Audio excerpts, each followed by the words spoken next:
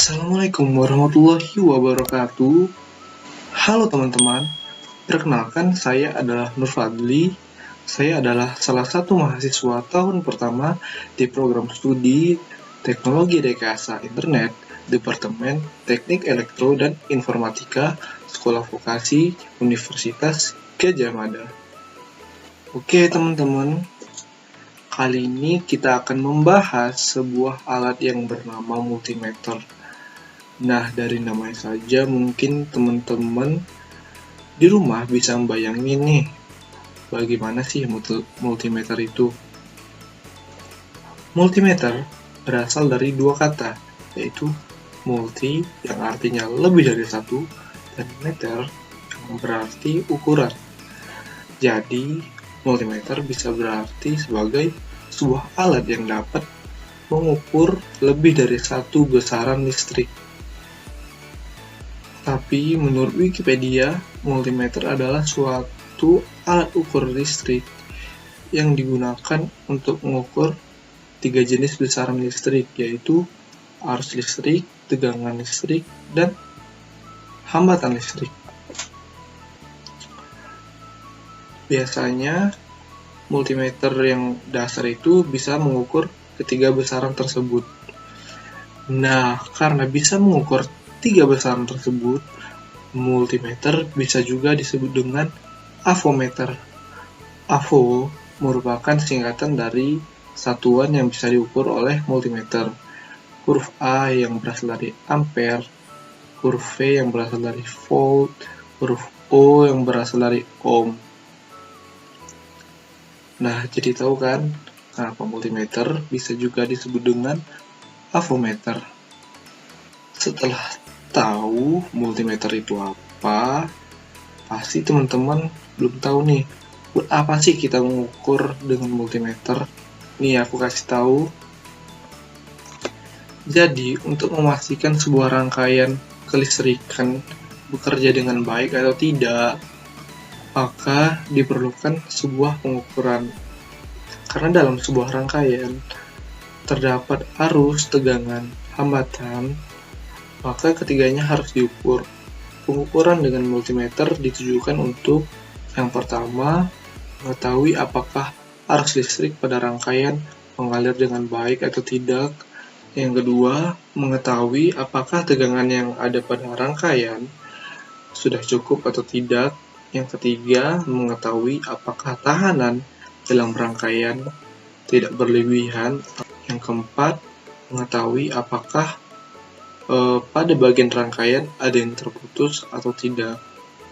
Salah satu contoh sederhananya adalah mengukur tegangan pada baterai. Jika normalnya baterai baru bisa mengeluarkan 1,5 volt, namun ketika kita ukur misalnya nilainya itu kurang dari 1,5, bisa dikatakan baterai tersebut sudah tidak bagus lagi atau sudah lama terpakai. Nah, kita sudah punya multimeter, tapi kita bertanya, bagaimana sih proses di dalam multimeter itu sehingga dapat mengeluarkan nilai-nilai yang sesuai dengan arus yang masuk. Nah, ingat, multimeter itu ada yang analog dan digital. Cara kerja multimeter itu berbeda satu sama lain. Pada multimeter analog, saat probe positif dan negatif kita sambungkan kepada rangkaian, arus akan mengalir ke dalam multimeter. Saat kuat arus dan medan magnet saling berinteraksi di antara keduanya, maka akan timbul sebuah gaya magnet.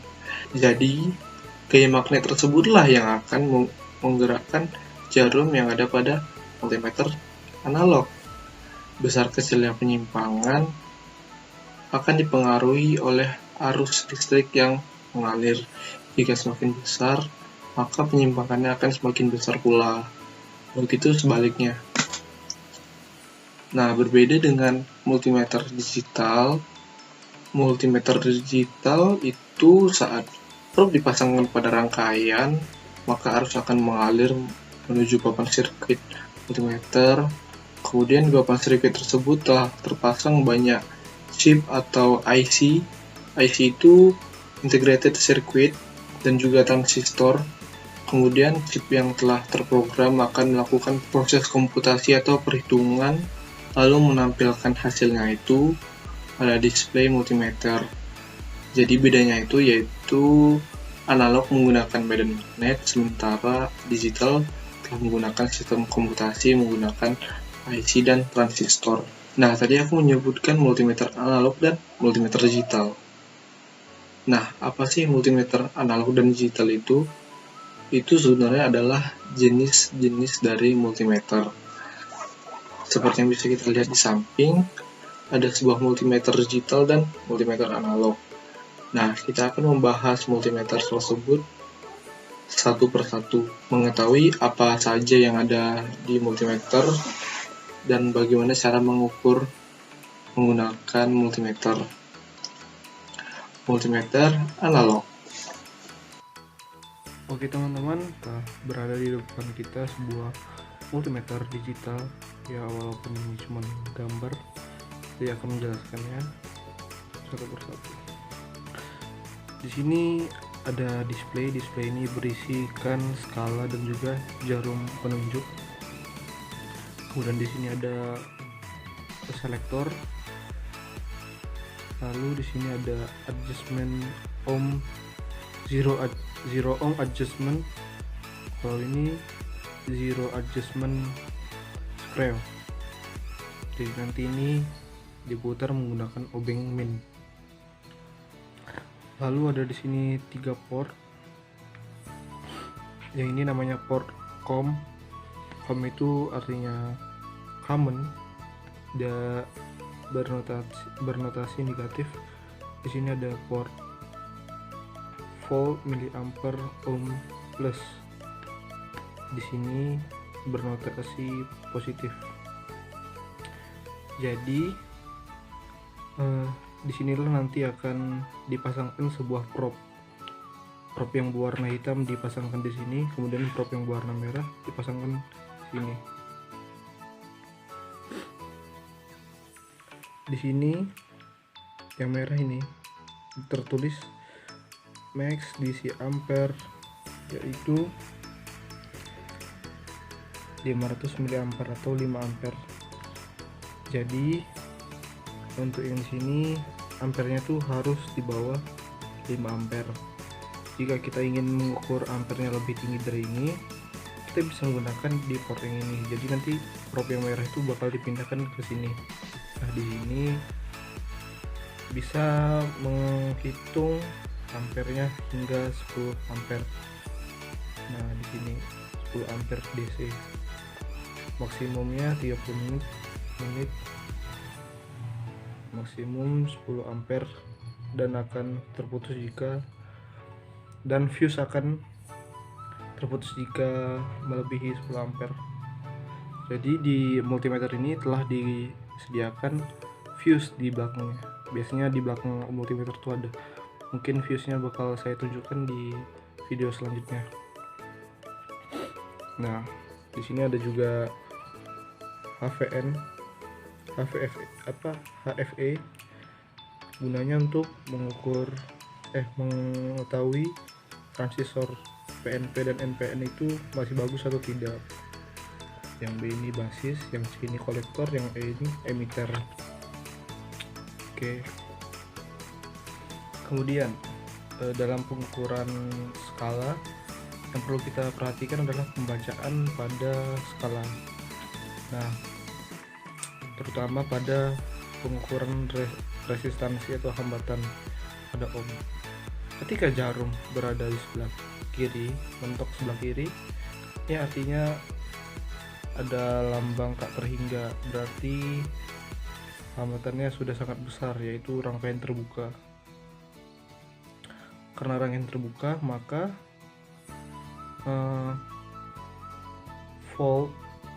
voltnya juga 0 yang AC dan DC.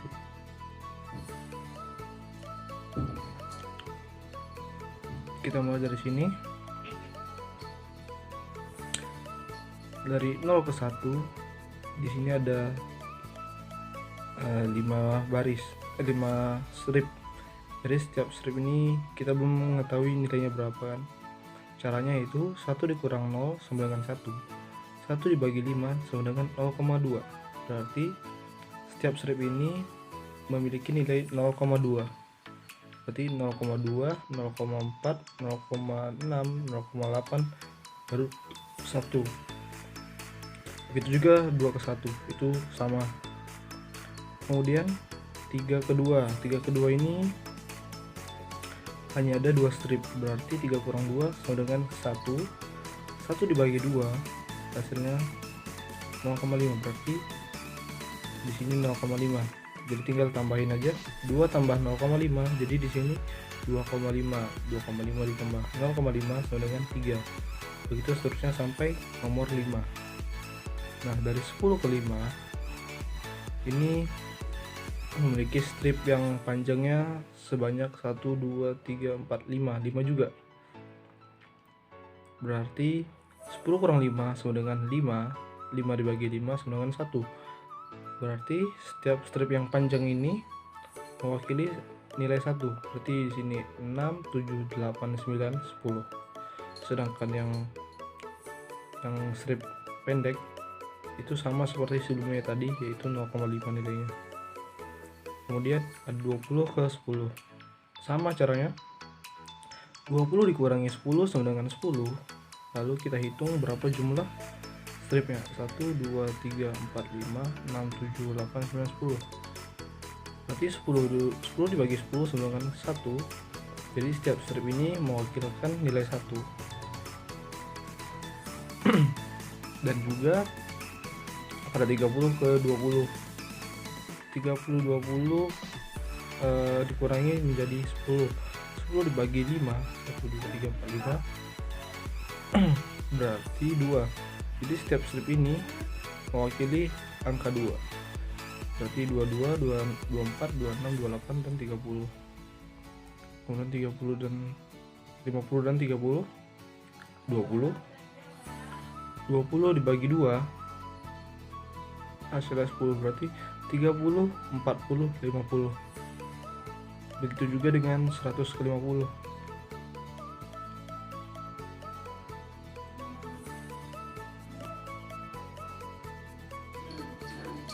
Begitu juga dengan 100 ke 50. 100 kurang 50 adalah 50. 50 kemudian kita bagi dengan strip yang panjang. Strip yang panjang ada 1, 2, 3, 4, 5. 50 bagi 5 sedangkan 1 ke 10. Berarti setiap strip panjang ini mewakili 10, sedangkan strip pendek mewakili 5. Lalu 500 ke 1. Nah, semakin dempet nih. 500 bagi 100, 500 kurang 100, 400. 400 dibagi dengan 5. Yang panjang ada 5, 1, 2, 3, 4, 5. Berarti 8. Dan begitulah. Jadi saat selektornya kita putar ke arah ohm, ini yang satu kali, berarti kalau jarumnya ada di 1, kita tinggal mengkalikan 1. Kalau kita putar ke yang kali 10, berarti 1 ini tinggal kita kalikan dengan 10. Begitu seterusnya hingga 10.000. Kalau 1 ya 10.000 nanti jadinya kalau di 10.000. Kemudian kita akan mengukur DC volt. DC volt pada rangkaian jika kita tidak mengetahuinya, ada baiknya kita memutar selektor ke nilai yang paling besar. Kenapa? Karena jika selektornya berada di bawah tegangan asli, maka dapat menyebabkan kerusakan pada multimeter. Nah, supaya menghindari itu, kita menggunakan skala terbesar dahulu. Jika skala terbesarnya menunjukkan di arah sini, kita bisa menurunkan lagi menjadi 250. Tapi nanti skalanya ada di tengah. Kemudian biar lebih akurat lagi, kita turunkan lagi ke 50, mungkin ada di sekitaran sini. Nah gitu, jadi kita mengukurnya bertahap. Begitu juga dengan AC volt, kita harus mengetahui sumber yang kita gunakan itu berapa besarnya. Karena sumber tegangan di PLN itu adalah 220, kita cukup menggunakan 250 jika kita ingin mengukur steker atau stop kontak. Jadi kita putar selektor ke 250, lalu kita pasangkan probe merah dan probe hitam ke colokan. Oh iya teman-teman, ketika ingin mengukur DC volt, kita tidak boleh salah untuk menggunakan probe-nya antara yang negatif dan positif. Karena jika terbalik, maka jarum ini akan melawan arah dari skalanya. Misal harusnya ada di 5 volt, karena probe-nya ini kita pasang terbalik pada rangkaian DC, maka nanti jarum ini akan ke kiri, keluar dari skala. Jadi gitu, pentingnya mengetahui arah dari rangkaiannya. Oke, di sini volt ampere itu skalanya ada di sini.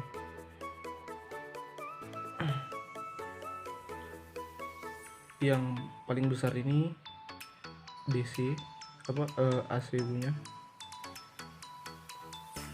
kemudian ini DC, yang ini ampere.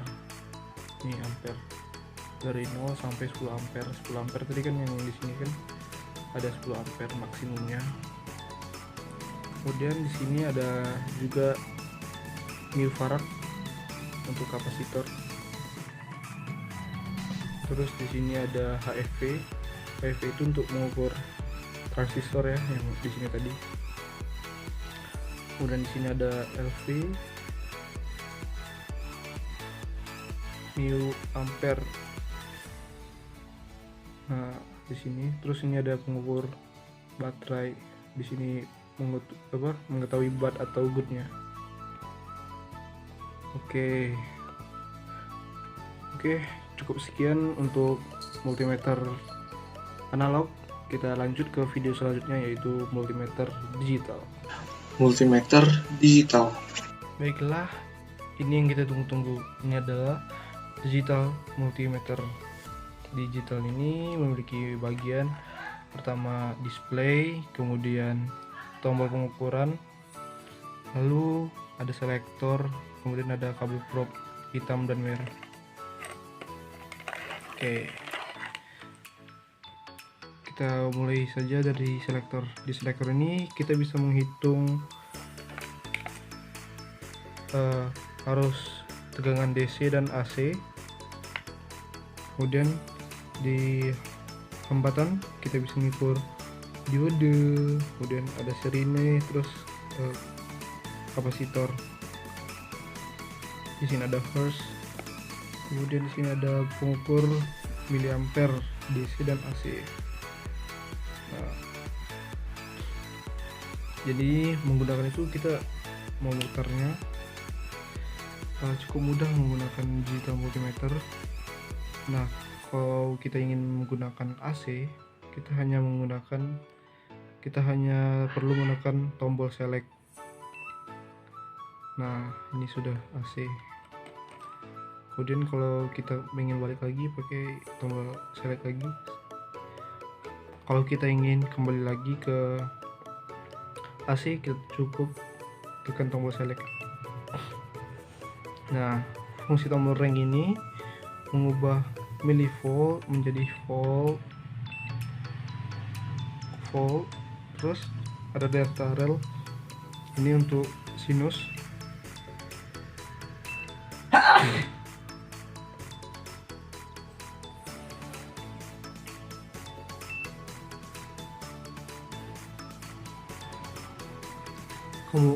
Kemudian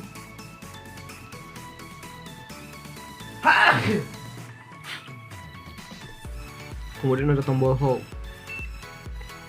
Ini biasanya kalau angkanya berubah gini, kita perlu menggunakan tombol hold saja. Nah, angkanya langsung berhenti. Kemudian ada tombol hertz. Di sini ada tombol hertz.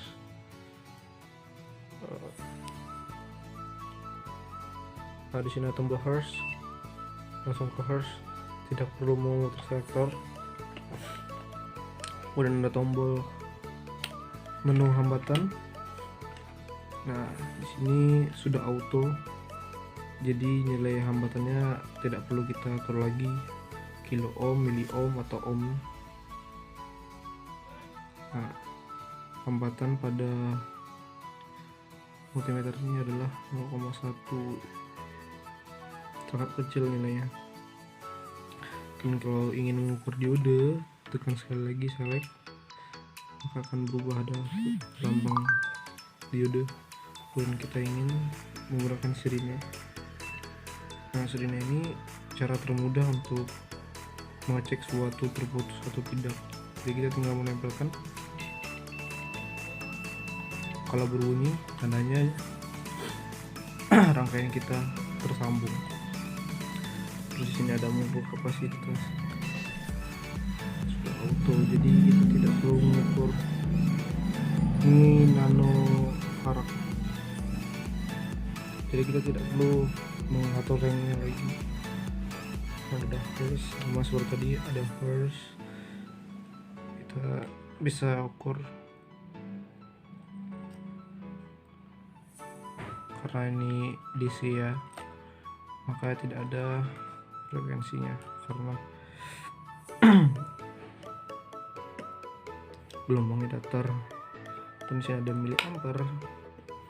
Nah, di sini perhatikan,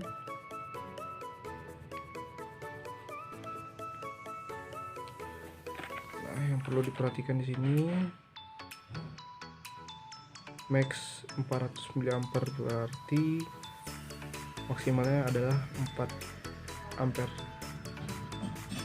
Terus fuse maksimalnya 600 volt AC DC, maksi ketiga. Jadi ini maksimal menghitungnya sampai 600 volt, tapi arusnya hanya 4 ampere. Oke, pada video sebelumnya saya bilang ingin menunjukkan fuse. Nah, fuse ini seperti ini dia. Jadi seperti tabung kecil.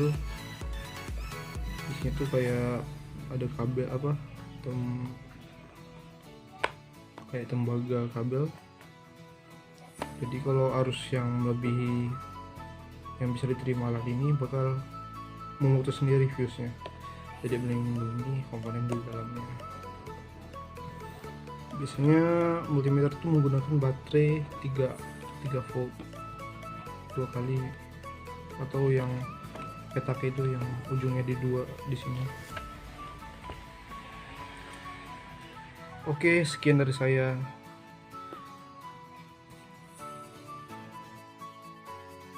Kita lanjut ke materi selanjutnya. Di sini kita akan membahas multimeter pada aplikasi Proteus. Di aplikasi ini memiliki berbagai macam komponen elektronika yang dapat digunakan mulai dari resistor, kapasitor, diode, LED, dan lain-lain. Dapat ditemui di dalam aplikasi ini. Tak lupa pula ada alat-alat untuk melakukan pengukuran seperti voltmeter, ampermeter, wattmeter, osiloskop, dan lain sebagainya. Mari kita langsung ke TKP. Nah, kita akan mengukur arus dan tegangan DC. Nah, di sini terlihat sebuah rangkaian dengan baterai 12 volt dan juga 2 resistor yang diserikan, masing-masingnya 100 kilo ohm, dan ada satu yang diparalelkan 100 kilo ohm. Nah, kita ingin mengukur arusnya terlebih dahulu. Nah, untuk mengukur arus kita bisa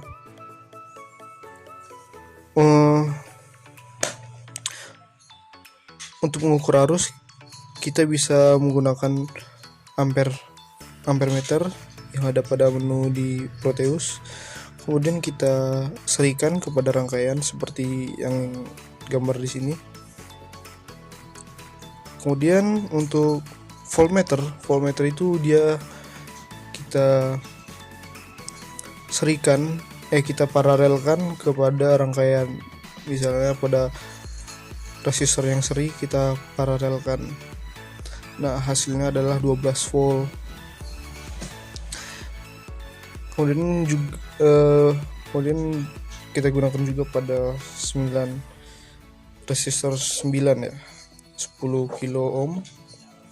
Caranya sama, diparalelkan. Yang perlu diingat, pada rangkaian DC terdapat kutub positif dan negatif.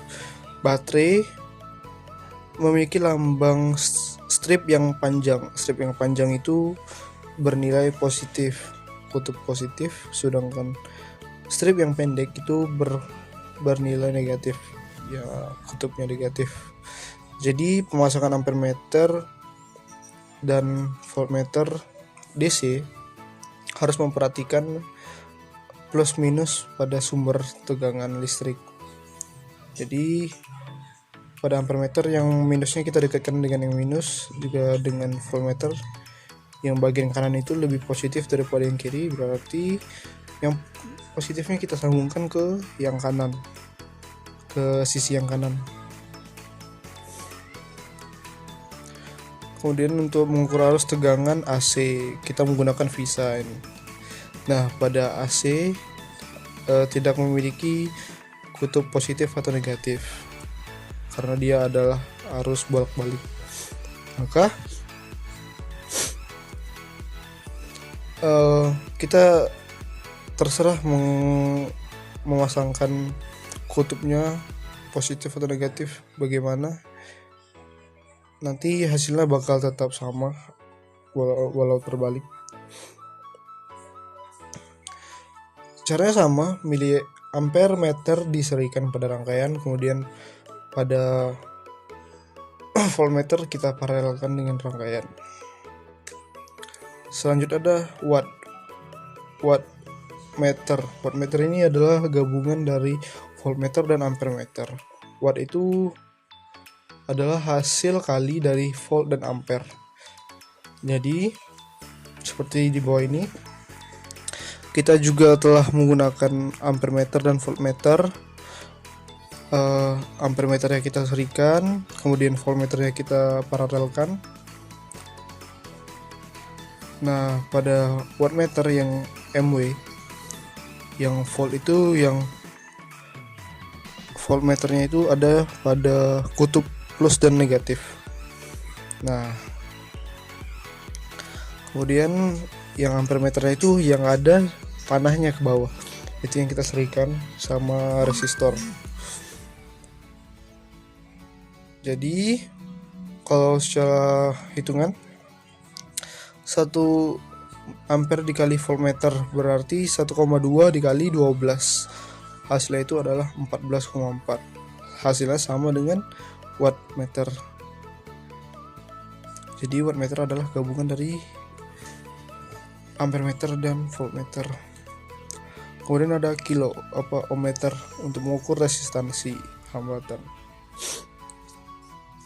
Nah, di sini kita memiliki rangkaian paralel 4 resistor yang bernilai 10, 10, 20, 10 ribu ohm. Ingat, ketika ingin mengukur resistor mengukur hambatan, yang perlu diperhatikan adalah untuk tidak memasangkan sumber daya pada rangkaian karena dapat merusak ohmmeter. Jadi untuk menggunakannya kita putuskan dulu dayanya, baru kita sambungkan ke rangkaian.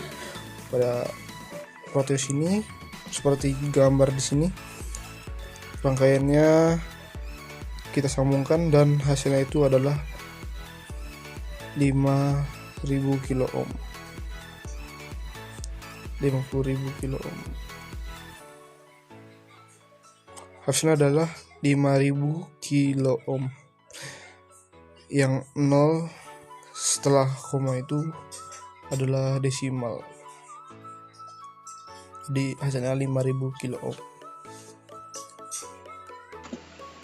Nah, terakhir dari multimeter analog dan digital, mana sih yang lebih baik? Jawabannya adalah digital. Kenapa? Pertama, multimeter digital dapat meminimalisir problem atau kesalahan pembacaan oleh manusia, serta interpolasi. Yang kedua, mencegah terjadinya kesalahan praktasis. Yang ketiga, dapat meningkatkan kecepatan pembacaan. Yang keempat, jenis multimeter digital adalah jenis yang bisa diteliti dan juga diandalkan, sehingga dapat dipakai untuk berbagai keperluan pengukuran di dalam laboratorium ataupun di bengkel elektronika. Yang kelima, jenis digital dipercaya bisa bersaing dengan alat-alat analog yang bersifat konvensional. Hal ini disebabkan perkembangan serta penyempurnaan modul rangkaian yang ada pada multimeter itu berkurang. Tak hanya modul, tapi juga kebutuhan daya, harga, hingga ukurannya. Nah, pasti teman-teman sadar nih, harga multimeter digital itu agak lebih mahal daripada yang analog. Tetapi kebutuhan dayanya itu lebih efisien daripada multimeter analog. Dan juga ukurannya itu lebih compact daripada multimeter analog. Ada harga, ada barang. Yang keenam, karakteristik operasi dan karakteristik khas menunjukkan bahwa kualitas jenis digital lebih unggul.